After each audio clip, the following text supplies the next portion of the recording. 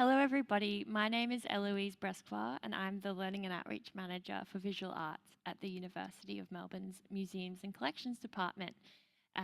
Before we begin today's forum, I'd like to take a moment to acknowledge the traditional owners of the land on which we work and play, present our exhibitions and connect with your students through learning experiences. I acknowledge that sovereignty was never ceded and pay my respects to the Wurundjeri and Bunurong, as well as elders past and present. Aboriginal and Torres Strait Islander artists, people, are the first artists, first storytellers, first caretakers of country, and it's our privilege to be working on this country. So welcome everybody to the 2026 Learning Experiences launch.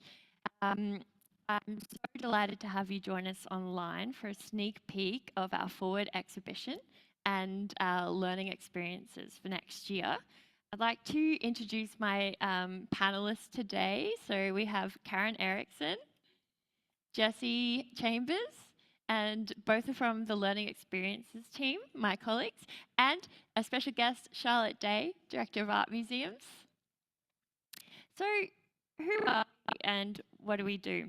The University of Melbourne's Museums and Collections Department cares for about 6 cultural venues, including Buxton Contemporary and the Potter Museum of Art, as well as multiple collections of art and objects, spanning classics to contemporary, and the University Art Collection, which includes the Michael and Janet Buxton collection, encompasses about 18,000 works of art. And those are made available to your students through expertly curated exhibitions. The Learning Experiences team provides really aspirational and inspirational programs to engage your students with the exhibitions and collections.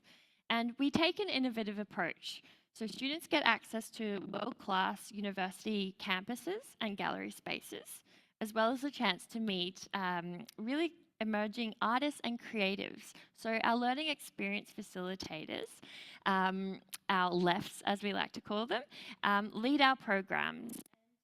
They provide an inspirational learning environment that connects our collections and exhibitions and inspires them to forge innovative pathways, whether they be creative pathways or even pathways into tertiary education. So to kick us off, to kick this program launch off, I'd love to hear from Charlotte about what's in store for us in 2026 at both of the venues. Thank you so much, Eloise. So I might start with a tiny bit of background about the 2 spaces that we're going to talk about today, where we're exhibiting art. And that's the Potter Museum of Art, which is on Parkville campus. It's our museum that's been around much longer, but it's been shut for a number of years, so it reopened this year really exciting to reopen. And we do 2 major exhibitions there each year. And the idea with our program at the Potter is to bring together the collections, as Eloise mentioned, but create them in conversation with contemporary art and to talk about the kind of big ideas, the big issues of our time, and through a kind of interdisciplinary lens. So next year at the Potter, we've got a guest curator, Chus Martinez, who's Spanish, but runs a very interesting art school in Basel in Switzerland. And we invited her here to come and look at our collections, not only our art collections, but all the collections across the university, which are the herbarium, there's computer collections, there's medical collections, there's so many things. And then she has developed an exhibition from that, and it's called A Velvet Ant, a Flower and a Bird. And it will open in February and run through to June. It's across the 3 levels of our museum, and she's thought of the levels as these different views. So starting actually with the flowers, so from the ground up. The velvet ant, the ant is kind of more about kind of engineering and structure. And then the bird's an analogy for kind of technology and communication. So it's going to be a very poetic exhibition, a super, hopefully pretty fun one it's very engaging, it's very colourful. It has unusual relationships that are drawn between things, historic material and, really cutting edge contemporary art from here, but also bringing in artists from Europe and across Asia. So a really kind of global dialogue, but hopefully something that is quite unexpected for visitors and students. I think there'll be a lot to engage with. So then later in the year at the Potter, our second show is called Nanwangal, and it's the art of the gum tree. And we're really fortunate to have that title, Wurundjeri word meaning breathing, for us, that Uncle Bill Nicholson, who's a Wurundjeri elder, gifted to us to be able to put with the exhibition. And that looks at the gum tree as such an important symbol and a part of Australia, and its influence basically from, millennia, I suppose, but really during the period of colonisation and up to today. So it'll have historical and contemporary works, quite a lot of new commissions, creates, I suppose, where Chuz's show is much more in the contemporary moment and bringing material to it. I think this second show is more about how we look at our own history, how we can write it, how we can rewrite it, and how we can kind of respond to it and possibly also make change when we want to. So two quite different shows, but hopefully they give you, opportunities to come and have different experiences at the Potter. So then at Buxton Contemporary, which is on our South Bank campus, so that's co-located with the Victorian College of the Arts, and right next to the NGV, very close to the Australian Centre for Contemporary Art, so it's a real amazing arts precinct and very close to Flinders Street Station. We do 3 exhibitions per year, and we're at the Potter, I suppose we're taking that bigger picture view. At Buxton, it's very much about the artist's view and the artist's practice and looking in depth at that. So we're starting the year off with a show called by an artist, Hani Amanis, who's an Australian artist living in Sydney, and it's called Stone Soup. And can't really say anything other than that he is a master sculptor. So he takes very many various elements of contemporary life, a lot to do with his studio. It might be something that he sees when he's walking down the road. And he makes very realistic replicas of these objects, but presents them as sculptures. So it really encourages you to look at the world around you through a really different lens. So it's an intense looking exhibition. I think his craftsmanship is pretty extraordinary, so it'll be a really special one to come and have a look at. Then in the middle of the year at Buxton, we've got a very interesting show that goes to China. It's looking at conceptualism in China, and it's guest curated by Carol Yu, who runs the Inside Outside Museum in Beijing. And very fortunately for us, she's a very special alumni of the university. So she did a PhD in art history here. So it's also an opportunity for us to connect with our alumni and students and, kind of see the path of their own development. She's a really influential curator and director there. And that exhibition looks at a particular moment in Chinese art history where, rather than thinking about the market and things you could sell, it was turning to a much more conceptual way of thinking. So it's got works that are about measurements, or they're diagrammatic, or they're instructional, or they're kind of ephemeral installations. So it's very minimalist. It's very much about thinking rather than kind of a strong visual form, I suppose, but it does take visual form. So it'll be very interesting and very different to the shows you see at the Potter. Then at the end of next year at Buxton, we've also got another guest curator, which is Ricky Swallow, who is an Australian artist who lives in LA now, has for a long time. And he's looking at clay art and ceramic arts from LA across about 60, 80 years of the 20th century. So it's also an exhibition that looks at a key moment in art making in a particular place. And all those 3 shows are very about close looking. They're object-based. The whole year is kind of object-based at Buxton. So I would encourage people to come to more than one if they can. Thank you Do you so think much, that covers Charlotte. enough, Eloise? Absolutely. We're so excited that we've got 5 exhibitions to look forward to next year, especially because of the overlap of the Buxton schedule and the Potter schedule. Thank you so much for joining us and Pleasure. sharing a sneak peek with our teachers. Thank you. Some of the things that I'm most excited about for next year, Charlotte mentioned that the Potter is drawing on big ideas and issues of our times. And for your students, especially for VCE teachers, thinking about which exhibitions they might like to bring their students to next year, there will really be, even within the Potter exhibition program and with the Buxton exhibition program, something for everyone. So there'll be multiple choices across the terms and the semesters for the different units of the VCE programs. But both of the exhibitions, like Charlotte explained, at Potter are thematic exhibitions, and both have Australian artists' perspectives as well as Aboriginal and Torres Strait Islander artists' perspectives as well. Both deal with objects in relation to artworks from different collections, like the Classics and Herbarium collections for A Velvet Ant, and for Namongal, objects from the Medical History Museum as well, those collections. For Buxton, again, perfect for VCE in the first term, with a focus on an Australian artist. And thinking about the role of the curator, Henny Armanius plays a big role in putting the exhibition together in situ when it is install time. So we'll have many anecdotes to share after the installation of that exhibition. Conceptualism in China has 2 presentations within that thematic exhibition, so a lot on offer.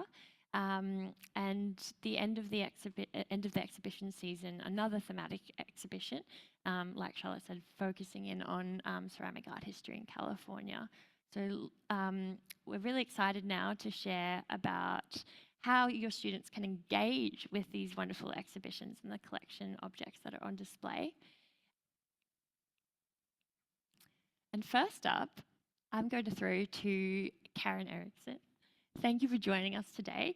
Now, you're the Learning Relationships Officer and used to be a facilitator in our team, delivering our interactive exhibition tours, which is one of the programs that runs across both venues for the exhibitions at Buxton and Potter. Could you tell us a bit more about yourself and your role and why you think the interactive exhibition tours have been so popular? I certainly can. It's lovely to be here to talk to you today. My name is Karen, and as Eloise said before, I am the Learning Relationships Officer, and I kind of act as a point of contact for schools who'd like to visit our museum's venues. I have a background as a practicing artist myself, as well as being a former learning facilitator. So it's been a really lovely privilege to see the Art Museum's program grow as it has from the time that I was delivering interactive tours at Buxton Contemporary. I think our VCE tours, and I'm not just saying this because I used to be a facilitator, but I think they're so popular because we have such a passionate team of facilitators. And the tours focus on curriculum-aligned content, including key works, exhibition themes, curation, as well as conservation. So all the good stuff.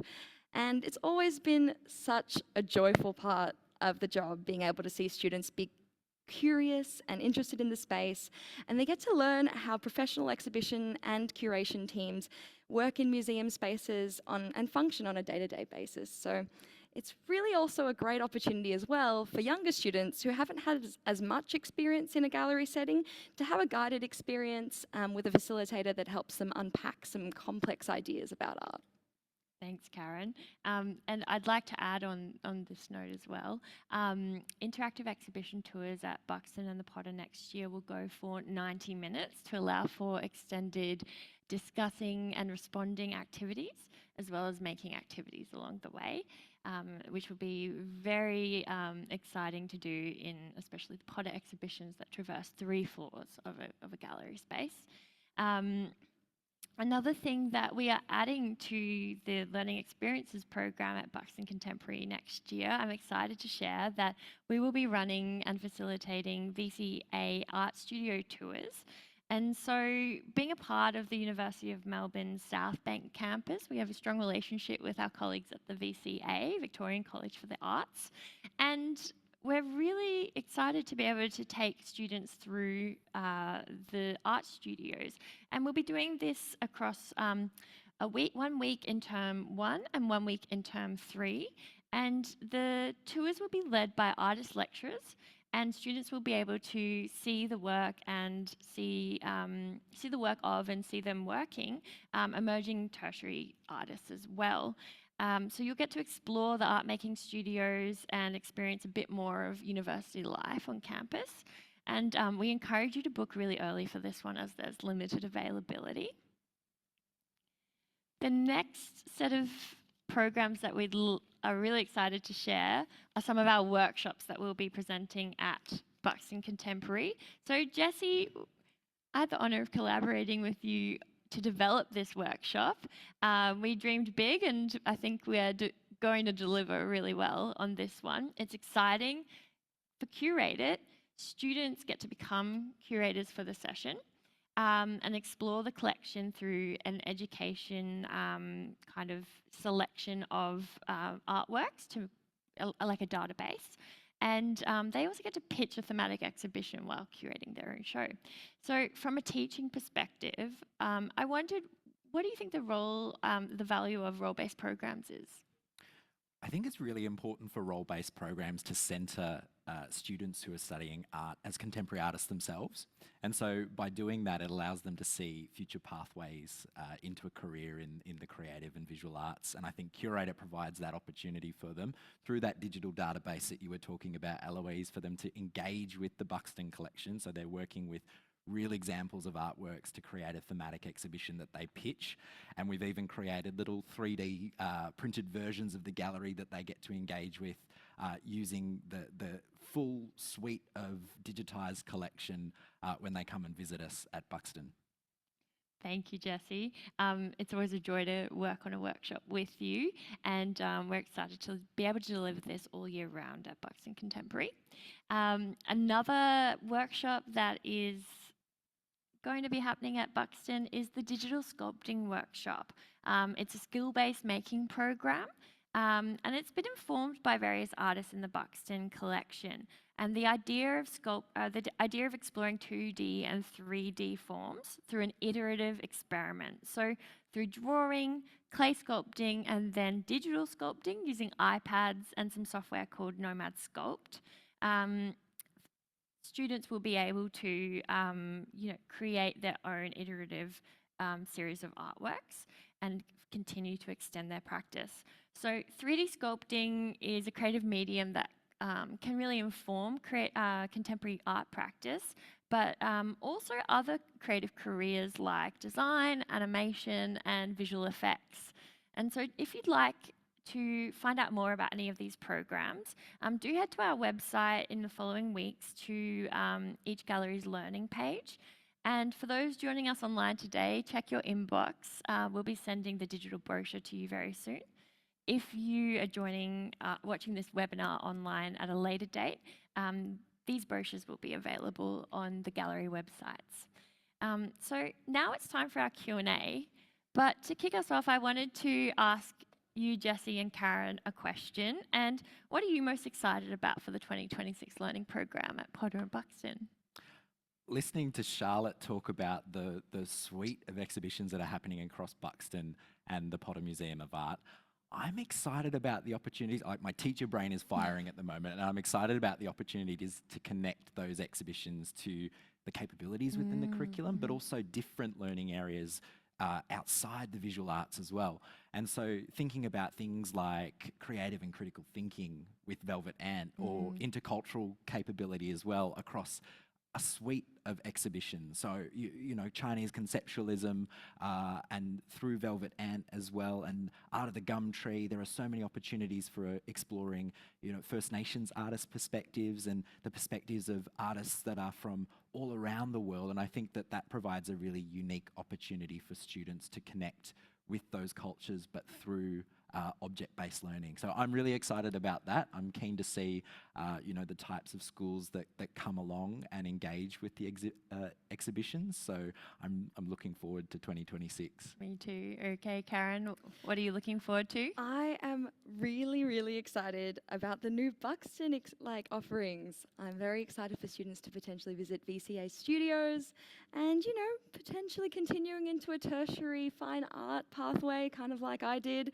and, you know, even explore other pathways that they might be inspired by meeting some of our learning facilitators. Absolutely. And we always say you can always come back to studying art at a later date. It's always a welcoming community and exciting. Yeah, there's so much to offer through art making practice. Okay, so we'll hand over to you, our audience. Thank you for leaving some questions with us. The first question is about the curriculum. So how do our programs link to the curriculum? A range of our programs, they connect to especially the interactive exhibition tours, linked to especially the VCE art making and exhibiting curriculum. So in term 1 with Haney Armanius, for example, and Velvet Ant, plenty of opportunities to engage with Australian art practice and Aboriginal and Torres Strait Islander art practices, and the role of the curator, thinking about how Haney takes on the curatorial role in installing his exhibition, and our connection with a guest curator for Velvet Ant. And then for Unit 2 and Unit 4, the idea of thematic exhibitions and the role of considerations about conservation and exhibition design and curation in the space. We have everything on offer will fit the criteria for the curriculum. For VCE art creative practice, of course, we compare back and differentiate the program for those students and focus on the interpretive lenses and art practice. And also, of course, our programs are open to years 7 to 10 as well. So focusing on a secondary engagement for next year to really hone in on the opportunities for students to think about pathways. Of course, critical and creative thinking runs through all of the programs that we have on offer. And I really love what you're saying, Jessie, and pointing out that our ability to connect with the intercultural capability next year is there's so much to offer through the exhibitions, having international artists, but also international art histories and our partnering galleries as well, and curators. So the next question, what support is available for regional schools? We are more than 300 kilometres away from you. At the University of Melbourne in the Learning Experiences team, we occasionally have access programs funded by philanthropic support. And as those programs become available, we'll be able to reach out to a number of schools to participate. And if you drop us a line through our wonderful bookings team and through Karen and with interest for coming to one of our exhibitions, we can let you know what availability we have to support your school to attend the exhibition and a program. For 2026 and our VCE programs, there are free versions of our programs to attend our exhibitions. So self-guided exhibitions are free for low SES schools and have an education booking fee associated with them for schools that aren't low SES. And so we're really happy to be able to continue to offer that support for schools to visit the exhibitions. We also have a range of really rich resources that are available to our VCE students to engage with the content of the exhibitions that are available before coming to the exhibitions. And so those are available to all students, whether they're coming for an interactive exhibition tour or for a self-guided visit. Our next question is, what's the ideal time to book in? Karen, I might hand this over to you. Yeah, sure. The ideal time to book in is with as much notice as possible, but we're very open to start conversations now in 2025 if you want to visit us next year. As Eloise did mention before, we do have limited availability for the VCA Art Studio tours, so do reach out to us because there's a small couple of weeks in the next year's terms that we can book you in for. Thanks, Karen. And another one, how to get to us. So our 2 venues. Yeah, so Potter is quite visible on the University of Melbourne Parkville campus. Take the tram up or down Swanson Street to get to us. Hopefully with the new train station opening at Parkville Station, you can also take the train over to us. And to get to Buxton, feel free to also, it's very close to Flinders, as Charlotte mentioned before, and you can also take trams up and down Swanson Street to access us. We also have all of this information on our school visits pages on each of the websites for Buxton and for the Potter Museum as well. Thanks, Karen. And another one, is there any flexibility with tours before gallery opening hours? Yeah, feel free to speak to the bookings team about that. We really want to be flexible for schools, especially if you're coming a little bit farther out to come and visit us that day. As long as we can find out a way to resource it, we'd definitely love to welcome as many schools as possible. Thanks, Karen. Any final remarks, Karen and Jessie?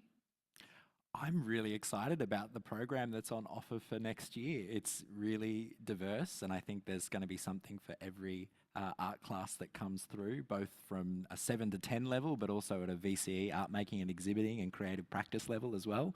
So I'm looking forward to it. Absolutely, and I think there's so much opportunity, especially in Velvet Ant and Nama Girl, for subject areas beyond the visual arts to attend.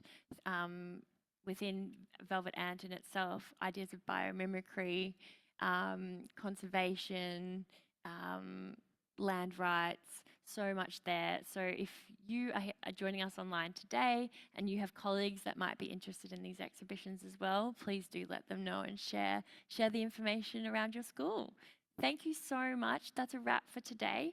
It's the end of our webinar. And if you're interested in coming to Buxton or the Potter, we are taking bookings, as Karen said, and please reach out. Thank you so much and have a lovely evening.